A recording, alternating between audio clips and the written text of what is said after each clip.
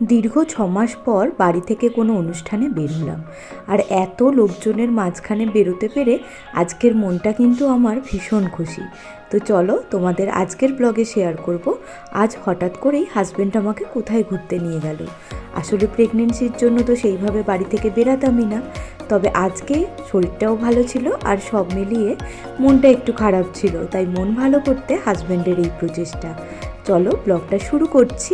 আশা করছি ব্লগটা তোমাদের ভীষণ ভালো লাগবে এবং তোমরা শুরু থেকে শেষ পর্যন্ত ব্লগটা আমার সাথে থাকবে।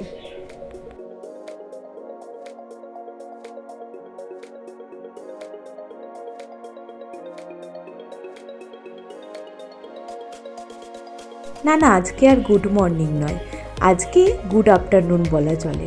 এখন ঘড়িতে সময় প্রায় 3টে, আর এই সময় থেকেই আজকের ব্লগটা আমি শুরু করছি। আজকে আর দুপুরের ভাত ঘুমটা দেওয়া হয়নি।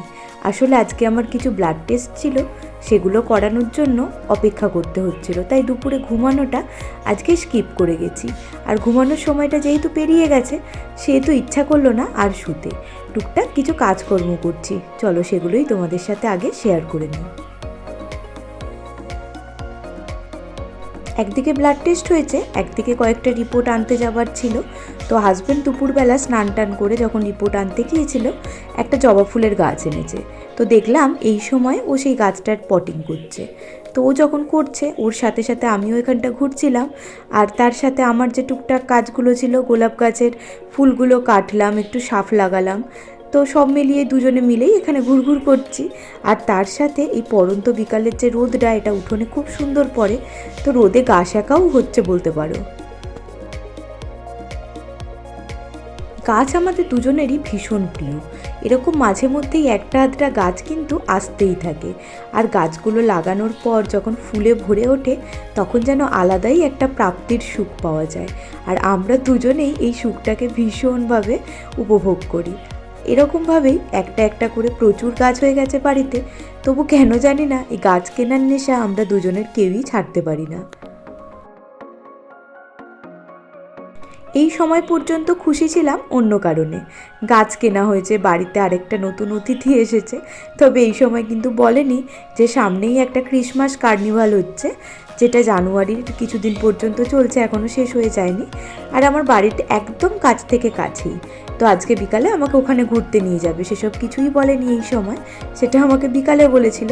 তবে সব মিলিয়ে দিনটা আজকে বেশ আনন্দের। আজকে দুপুরের পর থেকে ব্লগটা শুরু করেছি, কারণ ইঞ্জেকশানে আমার ভীষণ ভয়। আর এই ব্লাড দেওয়া দির ব্যাপারটা থাকলে তখন কেন জানি না আমি আর অন্য কোনো দিকে কনসেন্ট্রেশন আনতে পারি না, খুব ভয় ভয় লাগে মনের মধ্যে। তো সব মিলিয়ে ব্লগটা শুরু করা হয়নি, তাই বিকেল থেকেই ব্লগটা শুরু করলাম। ব্লাড দেবার চিন্তায় সকাল থেকে অনেকগুলো কাজই গুছিয়ে উঠতেও পারিনি।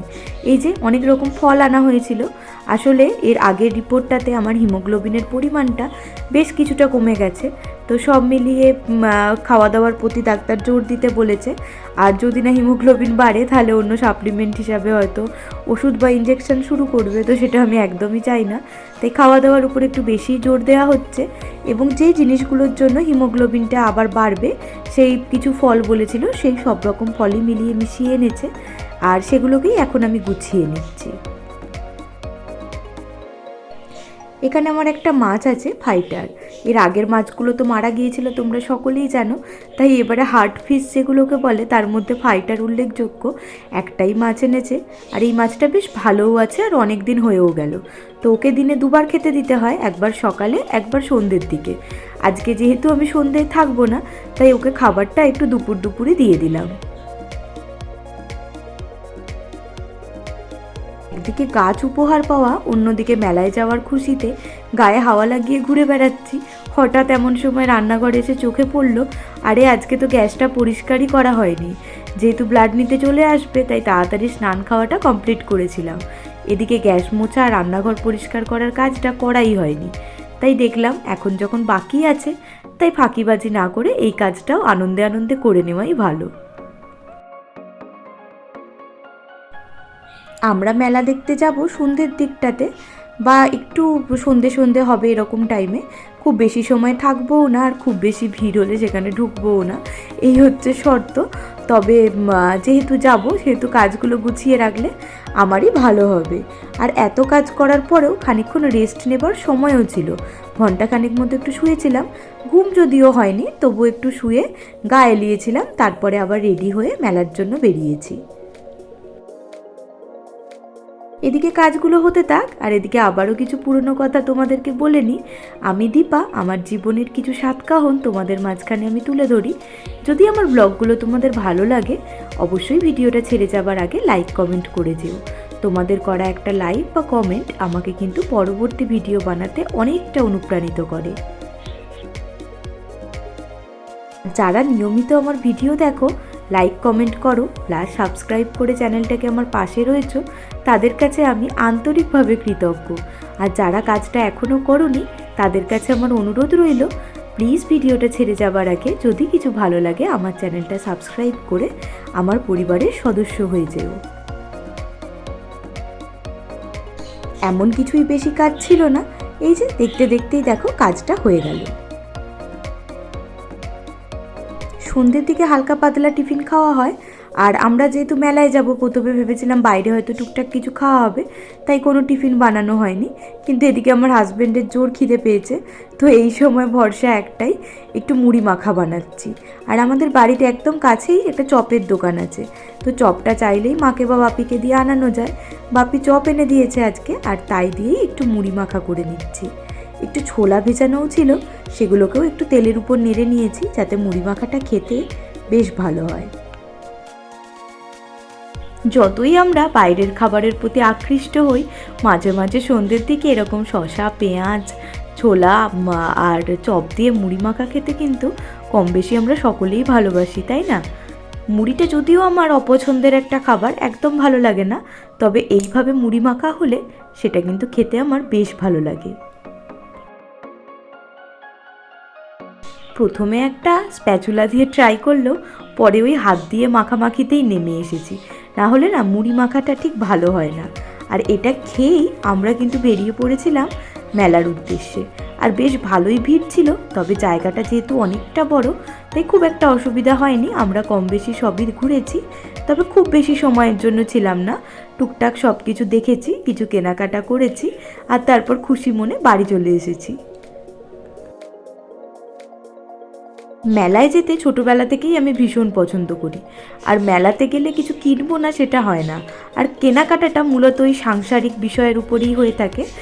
আর এখানে কয়েকটা শাড়িও আমাদের ভালো লেগেছিল, তবে দামগুলো না একদম আয়ত্তের বাইরে। এগুলোই হয়তো অনেক কম দামে দোকানে পাওয়া যায়, তাই এখান থেকে আর নেওয়া হয়নি। তবে দরদাম করতে তো বাঙালির বাধা নেই, আমরাও দরদাম করেছিলাম, যখন পোষায়নি তখন নেওয়া হয়নি, আমরা চলে এসেছিলাম। আর কানের হার এসব তো দেখার মানে মেয়েদের কোনো সীমা পরিসীমা নেই, আমরাও তার বাইরে নয়, আমরাও দেখেছি এবং অনেকটা এনজয় করেছি। মেলায় যাব আর সাংসারিক কেনাকাটা হবে না, এই বিষয়টা একটু অদ্ভুত, তাই না বলো? কেনাকাটা তো হয়েইছে, দেখতেই পাচ্ছ এটা হচ্ছে আমার টোটাল কেনাকাটা। তবে উপরের প্লেটগুলো সামনের এম বাজার থেকে কেনা, আর নিচের এই প্লেটগুলো মেলা থেকে কেনা। এই ধরনের ছোট প্লেট আমি খুঁজছিলাম কিন্তু পাইনি বলে সামনেই এম বাজারটা পড়ে, তো ওখানেও একবার ঢু মেরে এসেছি, আর ওখান থেকেই উপরের প্লেটগুলো নিয়েছি। আর অনেক দিনের ইচ্ছা ছিল এই কালো প্লেটগুলো নেবার, একবারে 6টা তো নেওয়ার ইচ্ছা ছিল কিন্তু নেওয়া হয়ে ওঠেনি। 2টো বড় প্লেট নিয়েছি, তার সাথে 2টো ছোটো প্লেট নিয়েছি। এই ছোটো প্লেটগুলো মেলাতে খোঁজাখুঁজি করেছি কিন্তু পাইনি, আর একজনের কাছে ছোটো প্লেটগুলো দেখে নেওয়ার ভীষণ ইচ্ছা ছিল। আর এম বাজারটা একদম পাশেই ছিল, তাই ভাবলাম ওখান থেকেই সে যখন নিয়েছে তখন হয়তো পেয়ে যাব, তাই একবার এম বাজারেও ঢু মেরেছি। নিচের বড় প্লেটগুলো 69 টাকায় 2টো ছিল, বাই 1 গেট 1 অফারে।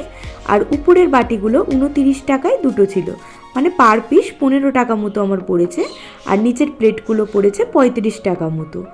তো সব মিলিয়ে এখানে আমি 4টে বাটি 4টে প্লেট নিয়েছি।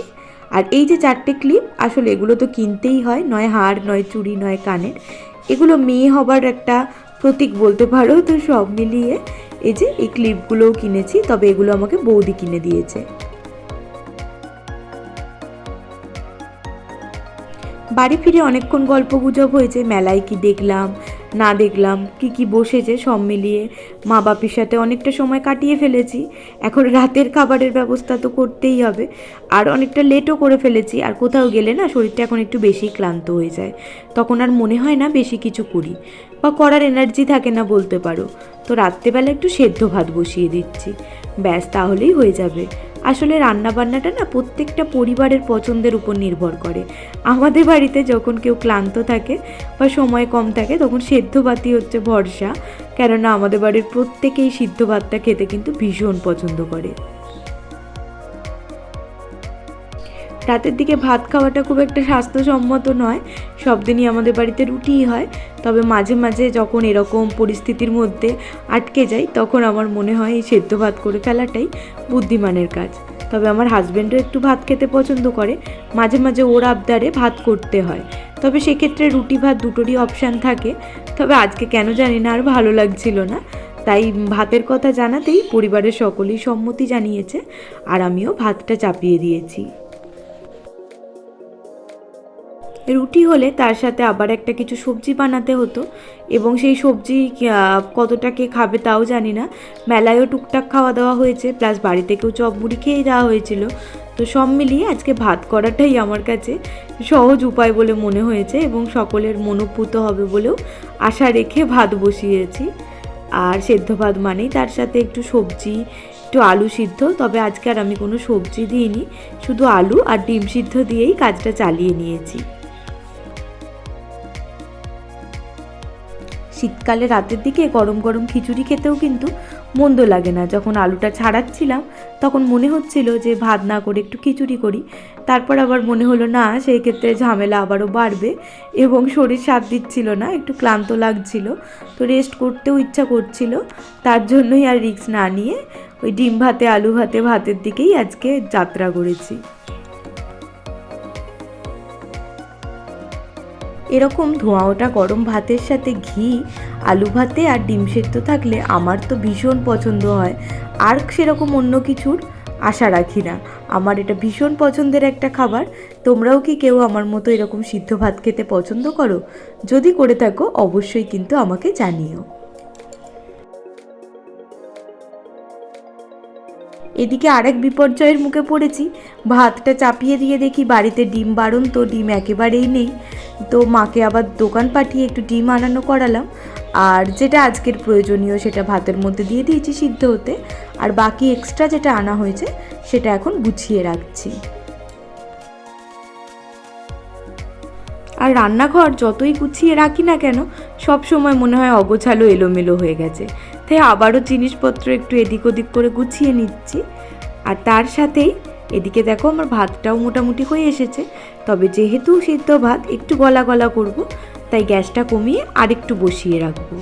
চলো, এদিকে তো আমার রান্নাঘরের কাজকর্ম শেষ, আর তার সাথে অনেক দিন পর বাইরে বেরিয়ে কি কিনলাম, কেমন লাগলো পুরোটাই তোমাদের সাথে শেয়ার করলাম। আশা করি তোমাদের ভালো লাগবে এবং তোমরা আমার পরবর্তী ব্লগের জন্য অবশ্যই অপেক্ষা করবে।